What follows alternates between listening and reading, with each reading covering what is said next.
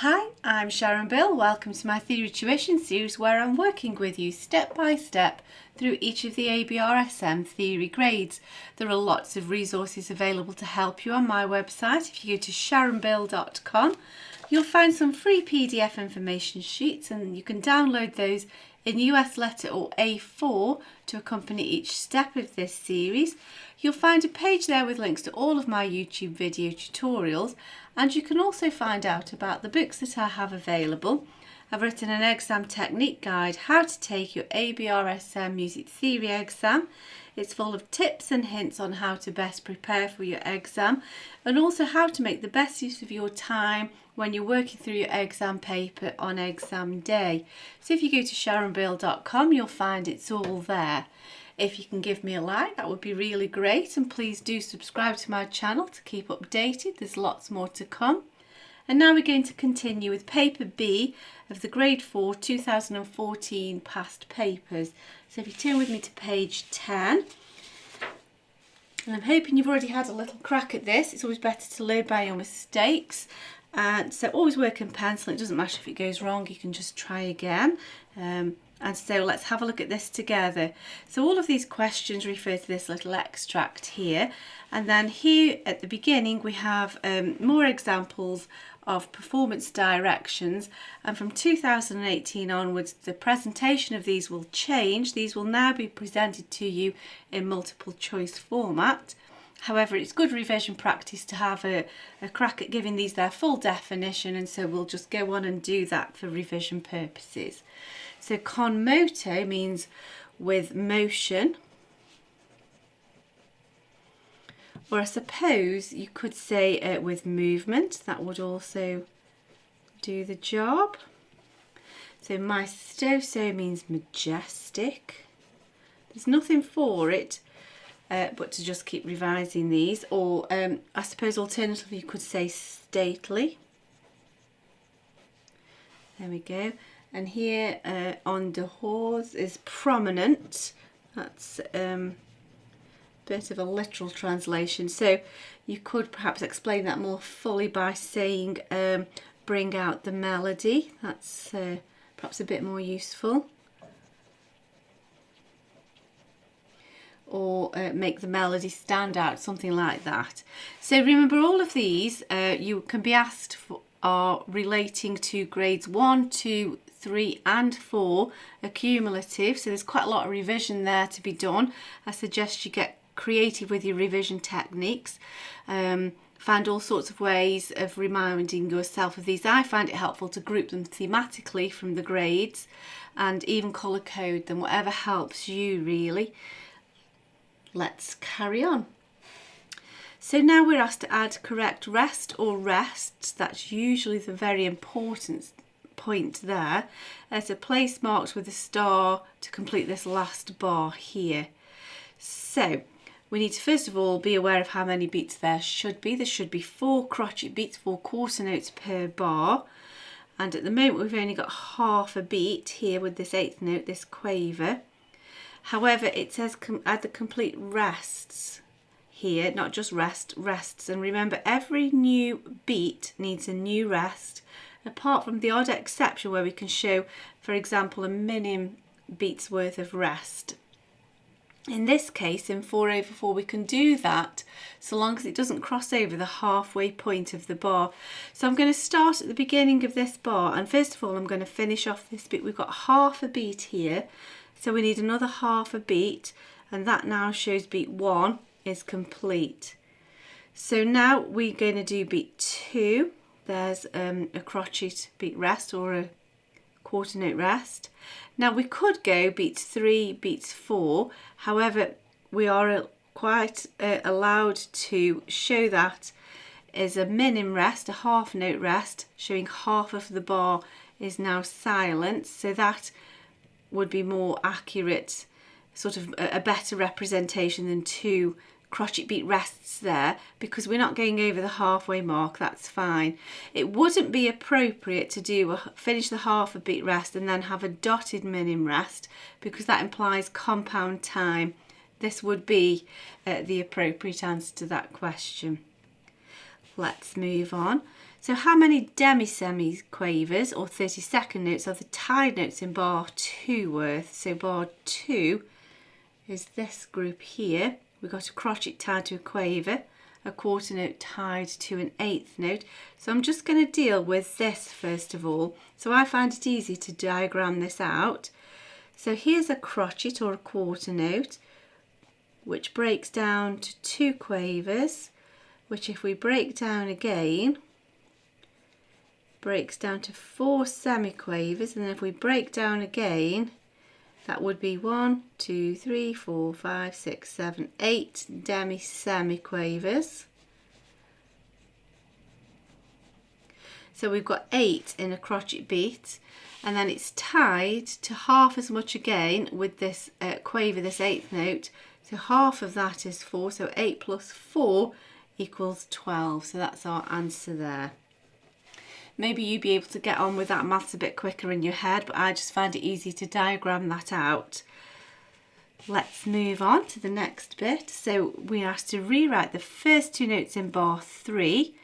So these 2 notes here, so that they sound at the same pitch, but we're using the alto clef. So we're going to go from bass clef to alto clef, and so we need to put in the new clef, and then we need to realign the key signature to match that. So the alto clef sort of begins with a sort of a double bar line figure, and then it centres around this middle line.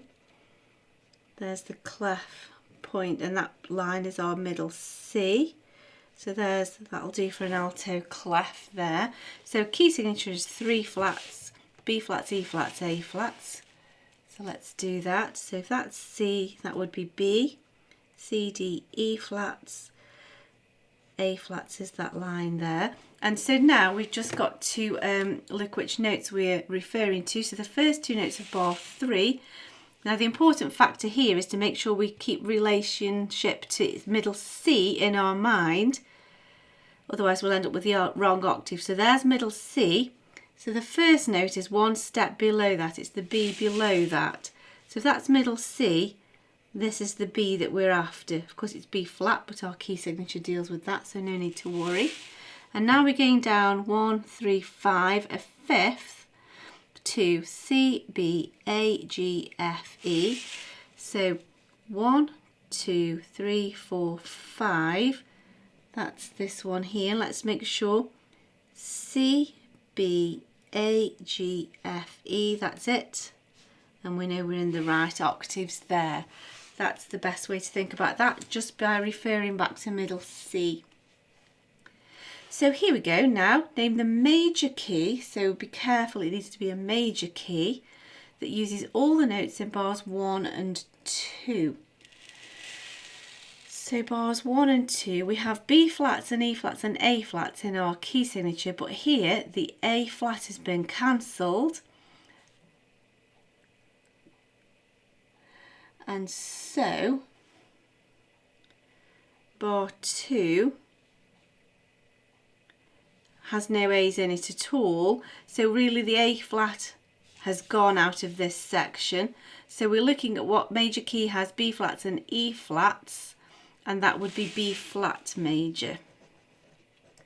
Just because there's no A natural in this bar, don't be put off by that. The only reason there's no A natural in this bar is because there's no A.